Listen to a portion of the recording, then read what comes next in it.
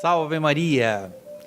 Queridos amigos, hoje nós vamos dar continuidade às maravilhas de ontem, que é essa Santa Família com o sobrenome de Martin. Luiz Martin e Zélia Martin, que santo casal! E, obviamente, nem podia acontecer outra coisa senão produzirem filhos santos. E hoje nós teremos a alegria de contemplar o nascimento dos primeiros filhos. Então, nós vamos hoje poder adentrar em verdadeiros tesouros da Igreja e da família. Em nome do Pai, do Filho e do Espírito Santo. Amém. Ave Maria, cheia de graça, o Senhor é convosco.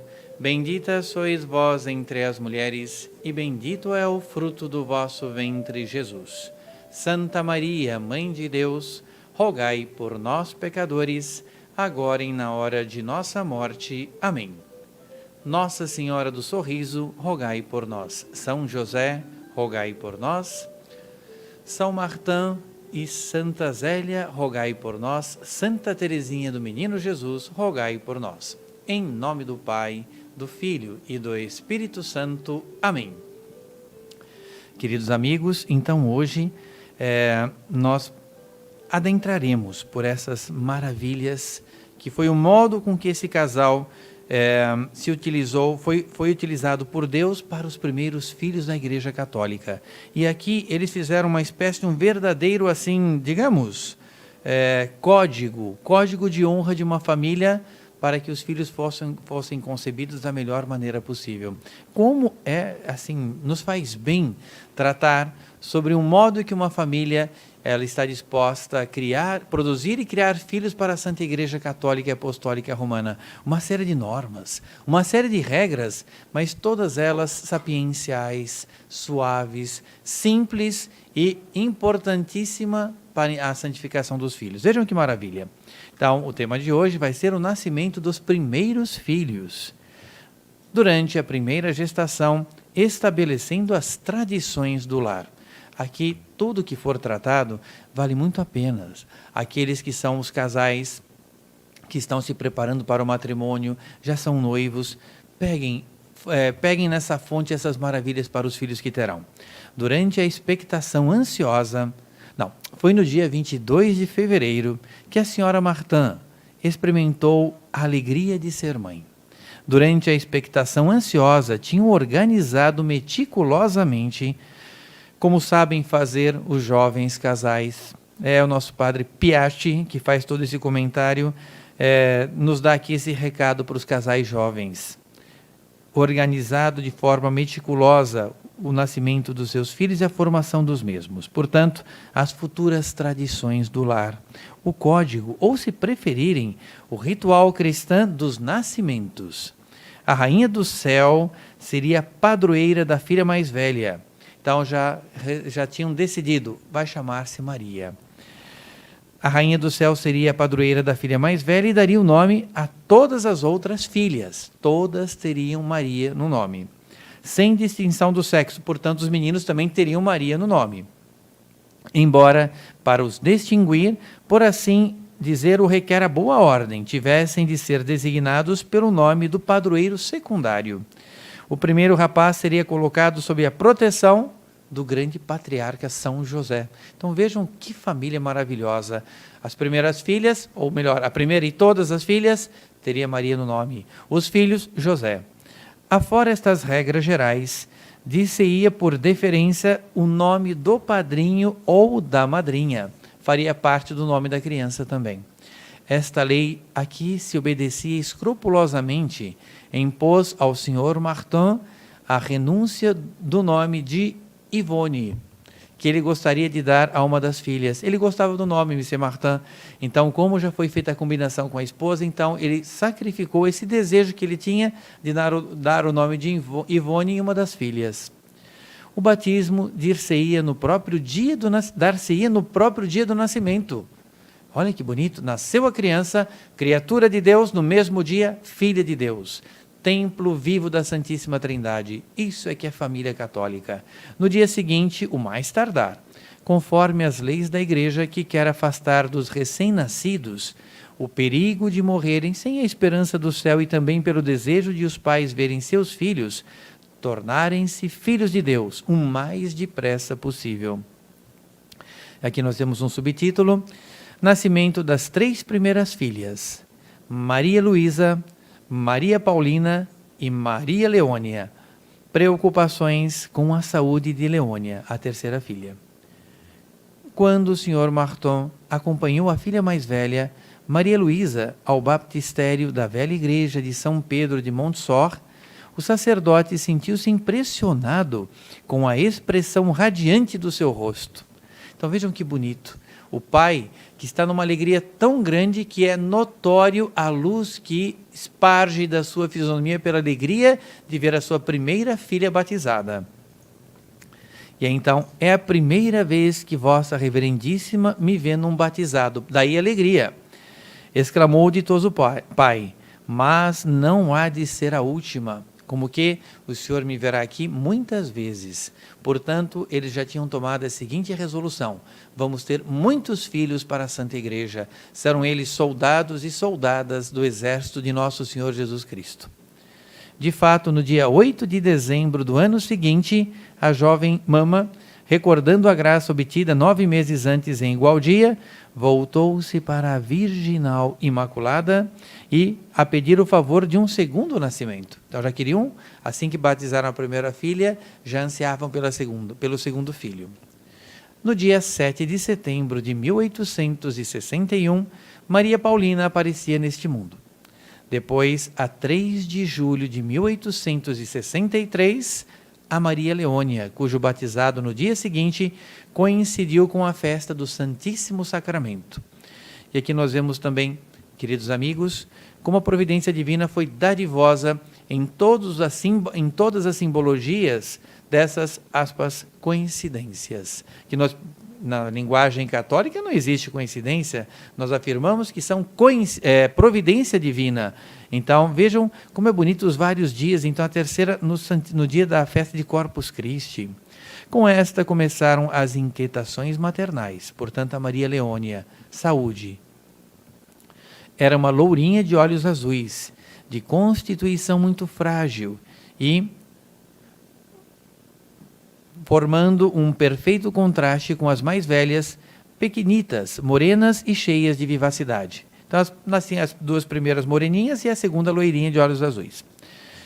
A senhora Martin, as dores do parto não a preocupam nada. Ou seja, essa é uma mãe ditosa, uma mãe bem-aventurada. Ou seja, a preocupação dela é que nasçam bem os filhos, que logo sejam batizados. Ela nem se preocupava com as dores do parto. Se as receia para as outras, podia dizer com verdade que, quando chega a sua vez, nem penso nisso. As dores do parto. Agora, ver as criancinhas martirizadas pelo sofrimento, flutuando entre a vida e a morte, era uma tortura que a nunca poderia habituar-se. Vejam que bonito. A mãe está disposta a sacrificar tudo pelos seus filhos. Suporta toda a dor, todo o sofrimento, toda a insônia, suporta tudo. Mas é muito duro para uma mãe suportar o sofrimento de um filho ou de uma filha. Ela era assim. Quando criei a mais velha, senti-me muito feliz. Era tão saudável. Tinha eu tanta vaidade nela que Nosso Senhor não permitiu que isso durasse, e todas as outras filhas que tive depois custaram muito a criar e deram-me sérios cuidados. A primeira foi de uma saúde exemplar. Então ela teve uma consolação. Ela mesma diz aqui, quase que ficou vaidosa pela saúde da primeira. E a providência divina já fez com que os outros filhos não tivessem a mesma sorte. Ou seja, tinham uma saúde muito frágil, o que a fazia sofrer muito para criar esses filhos. A minha Leonizinha já faz 9 meses e segura-se muito menos de pé do que a Maria aos 3 meses. Como teve muitos filhos, ela tinha esse termo de comparação. A primeira, com 3 meses, já estava firme. A outra, com 9, ainda não parava em pé. A pobrezinha, muito franzina, tem uma espécie de coqueluche crônica, que não é tão forte quanto a que teve a Paulina. E ainda bem, porque ela não era capaz de aguentar. E Nosso Senhor não dá mais do que as pessoas podem suportar. Então veja como uma mãe católica, apostólica e romana, ela sabe perfeitamente que Deus nunca vai permitir que alguém receba uma cruz que seja mais pesada do que a pessoa possa suportar. A graça que Ele nos dá é a suficiente para que possamos levar a nossa cruz, não sem sofrimento, quiçá não sem quedas, mas nunca faltará a força necessária para que todos nós possamos chegar ao alto do Calvário. Subtítulo: Os primeiros sintomas da doença. Sr. Martin escolhe uma ama para Maria Helena. Quando a Maria Helena nasceu a 13 de outubro de 1864, claro que Nossa Senhora de Fátima ainda não tinha aparecido, mas 13 de outubro de 1917 foi a data da última aparição até agora de Nossa Senhora de Fátima, na Cova da Iria, lá em Portugal. A mãe não pôde gozar a alegria que tanto apreciava de as amamentar, pelo menos em parte. A sua saúde atravessava períodos de depressão. Não tardariam a aparecer os primeiros sintomas do mal que um dia havia de vitimá-la. Ela teve câncer de mama, então ela já não pôde para as últimas filhas dar de amamentar. Por exemplo, para Santa Teresinha, ela já não amamentou. Então isso deve ser um drama para uma mãe, porque ela já estava acometida pela doença, que era o câncer. Foi preciso entregar a criança a uma ama de leite. Problema difícil. O Sr. Martin era muito exigente neste ponto. Entendia que na escolha das amas o inquérito devia ter em vista tanto a moralidade como as condições de higiene física. Claro, uma vez que alguém que não é a mãe amamentaria sua filha, então antes de mais nada, ele queria conhecer as condições morais, como é a vida dessa pessoa. Ela é virtuosa, ela pratica os mandamentos, ela é de missa, ela é de comunhão. Primeira preocupação, e depois também as condições básicas de higiene pessoal. Pois não é a alma da criança pequenina, uma placa sensível extremamente impressionável, onde os traços... Então a criança literalmente ficava com a ama, não ia para casa. E aí vem o trechinho da carta da Dona Zélia, Santa Zélia. Quarta-feira passada fui ver a minha Helenazinha. Partiu às 7 da manhã e fiz a viagem à chuva e ao vento, tanto para lá como para cá. Imagina a minha canseira durante a caminhada. Coitada, imagina, já não podia amamentar pelo estado de saúde precário. Fazer uma viagem longa?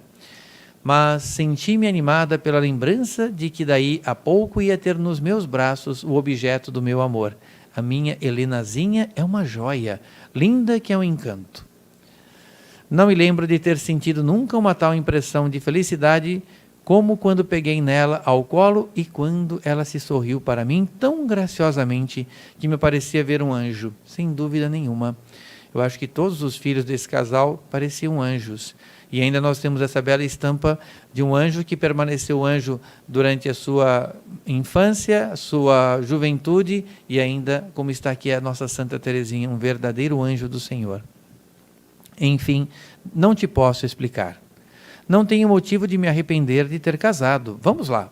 Se visseis as duas mais velhas como estavam hoje bem vestidas, toda a gente as admirava sem lhes poder tirar os olhos de cima. E eu, observar radiante, dizia comigo, são minhas. É as, aspas, boas vaidades das mães, vendo o encanto que as pessoas têm em relação às filhas. O que nós podemos dizer, sem réstia de dúvida, é que, obviamente, viam a beleza física das crianças, estavam bem vestidinhas e muito bem tratadas pelos pais, mas, sobretudo, o que viam eram as virtudes morais. Sem dúvida nenhuma, anjos da inocência, anjos da pureza, anjos da virgindade. Essa carta tão cheia de amor materno revela-nos a lástima que causaria a senhora Martin, a mulher boneca que receia as deformações e só se cuida do colorido de sua pele e da sua linha. Então nós vemos que ela não estava preocupada com a aparência própria. Ela queria o bem-estar dos seus filhos e das suas filhas. Oh, que mãe tão feliz, tão feliz! Um dia, quando lhe davam a surpreendente notícia de que uma mulher da região tinha tido 3 gêmeos, foi a exclamação que fez a nossa Santa Zélia. Que mãe tão feliz! Se eu tivesse pelo menos 2 gêmeos, mas nunca hei de saber o que é tal felicidade, ou seja, trigêmeos. O que ela prefere, acima de tudo, é a vigília à volta dos berços. os vagidos dos recém-nascidos, o despertar dos bebês que se agitam e brincam à sua roda, não lhe dando um momento de repouso. Isso não cansa a boa mãe. A boa mãe tem alegria de ver a criança descansando, tem alegria de ver a criança brincando, sorrindo, tem a preocupação pelo choro da criança. A mãe virtuosa é literalmente também um anjo da guarda da criança, como nós vemos aqui, dando volta em torno do berço. Como é que está a criança? Está bem? Está respirando bem? Aí quando ela dá um gemidozinho, então está gemendo, mas está tudo bem, está com boa saúde, está contente, está sorrindo e está chorando. Isidoro Guerin, irmão de Dona Zélia, inquire sobretudo o que diz respeito à sua afilhada Paulina. Na carta de Ano Novo, Dona Zélia descreve-lhe assim: nem calculas como é gentil e meiga, manda-te muitos abraços a cada passo, sem lhe dizermos nada, o que anima o padrinho, ou seja, a afilhada tem tanto carinho, tanta devoção pelo padrinho, que manda muitos beijos, muitos abraços, sem que os pais a incitem. No caso, Paulina, você não vai mandar um abraço, um beijo para o seu padrinho? Não precisava. Ela fazia isso de livre e espontânea vontade, o que deixa o padrinho completamente contente. Manda-te muitos abraços a cada passo, sem lhe dizermos nada. Manda beijinhos ao menino Jesus.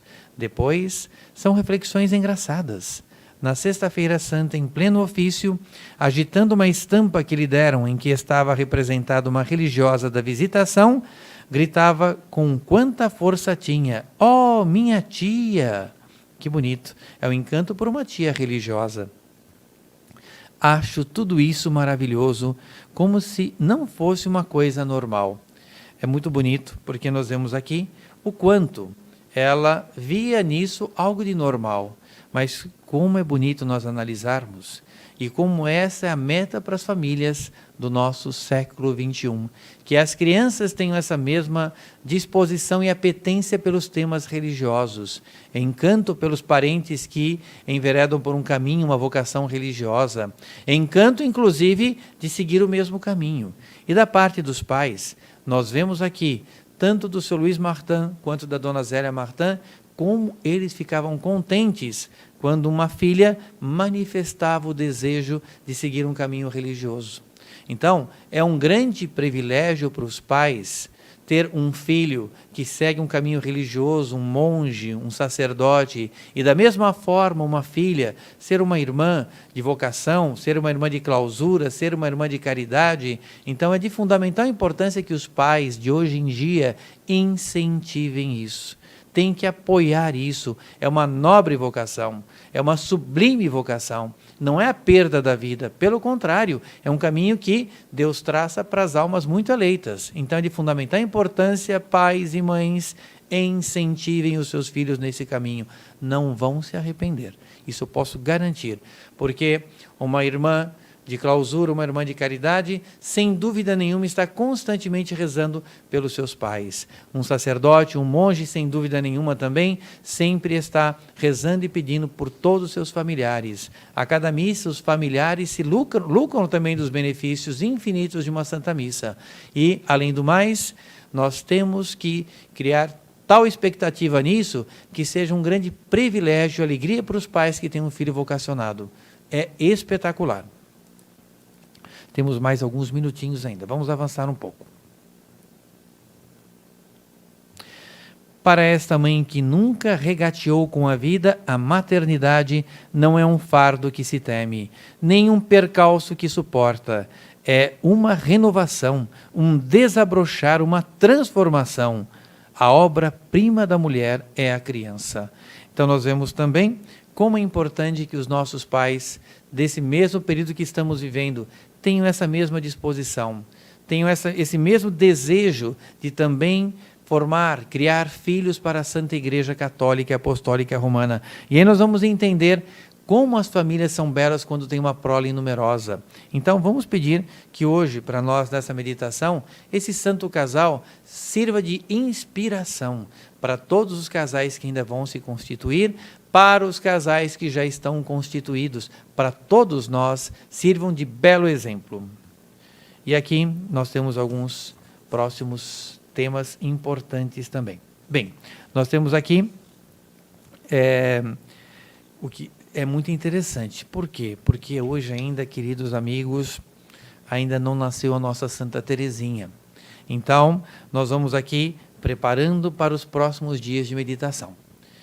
Amanhã nós teremos uma grande comemoração de uma santa de primeira grandeza.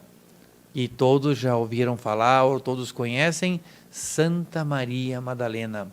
Essa santa grandiosa, que amou tanto a Nosso Senhor, tanto, que houve uma verdadeira restauração da sua vida espiritual, vida física, psicológica, temperamental. A vida para Santa Maria Madalena era Nosso Senhor Jesus Cristo. E amanhã nós teremos a comemoração dela. Então também, talvez amanhã, nós vamos abrir aqui um pequeno intervalo nessas meditações tão salutares que nós estamos fazendo dessa família tão maravilhosa, que será tratado sobre Santa Maria Madalena na nossa meditação. E depois, no dia seguinte, portanto, depois de amanhã, nós entraremos no momento em que já começa a aparecer na aurora do nascer do sol da nossa grande Santa Teresinha. Então, vamos pedir graças muito especiais para que a expectativa da chegada de Teresinha também nos anime. Essa expectativa é de fundamental importância. Rezem e aproveitamos a ocasião para convidar a todos. Rezemos pela a família atual. Porque se todas as famílias da face da terra tivessem essa santa família como exemplo, pelo menos a partir do século XIX, já imaginaram como o mundo seria outro, não é? Filhos e filhas santos, ou seja, aqueles que enveredaram pelo caminho religioso seriam religiosos exemplares, irmãs exemplares, padres dedicados, padres que incansáveis para ministrar os sacramentos, ou seja, visitar os enfermos, a unção dos enfermos, a confissão, levar o viático, incansáveis. Estariam dispostos também a celebrar quantas missas fossem necessárias para que o maior número possível de pessoas pudessem se beneficiar do sacramento da Eucaristia, da Santa Missa. Se fossem irmãs de caridade, seriam irmãs zelosíssimas, que estariam dispostas também a sacrificar todo o seu tempo para cuidar de enfermos, cuidar de doentes, cuidar de idosos, que também exigem um cuidado muito especial, saber dar o carinho para os órfãos, ou seja, fazer o papel de mães, mães verdadeiras, mães espirituais. E também aqueles que enveredassem pelo caminho profissional de constituição da família, ou seja, a vocação matrimonial, também gerariam filhos exemplares para a sociedade. Ou seja, em todos os campos que essa família que gera filhos assim atuassem, seriam pessoas de grande virtude e santidade. E, evidentemente, seriam referências na nossa sociedade, que tanto precisa nos dias de hoje. Trabalhadores honestos, professores exemplares na formação da parte intelectual dos seus alunos, sem dúvida nenhuma, mas sobretudo na parte moral. E assim, no comércio, seriam pessoas justas, equilibradas e santas. Então, queridos amigos, vamos aqui rezar e pedir essa graça hoje de maneira muito especial a esse casal e a Santa Teresinha do Menino Jesus, para que, se Deus quiser, num futuro próximo, nós possamos ter uma sociedade toda ela assim, uma sociedade santa, uma sociedade que tenha como referencial esses santos que nos antecederam na nossa fé, que agora estão na glória eterna, que intercedem por nós, que tenham a Santa Igreja como referencial, o norte, o farol, que nunca nos deixa desviar do bom caminho. Rezemos. Em nome do Pai, do Filho e do Espírito Santo. Amém. Ave Maria, cheia de graça, o Senhor é convosco. Bendita sois vós entre as mulheres, e bendito é o fruto do vosso ventre, Jesus. Santa Maria, Mãe de Deus, rogai por nós, pecadores, agora e na hora de nossa morte. Amém. Nossa Senhora do Sorriso, rogai por nós. São José, rogai por nós. Santos Luís Martin e Zélia Martin, rogai por nós. Santa Teresinha do Menino Jesus, rogai por nós. O Senhor esteja convosco, Ele está no meio de nós. Que a bênção de Deus Todo-Poderoso, Pai, Filho e Espírito Santo, desça sobre vós e vossas famílias e permaneça para sempre. Amém. Salve Maria!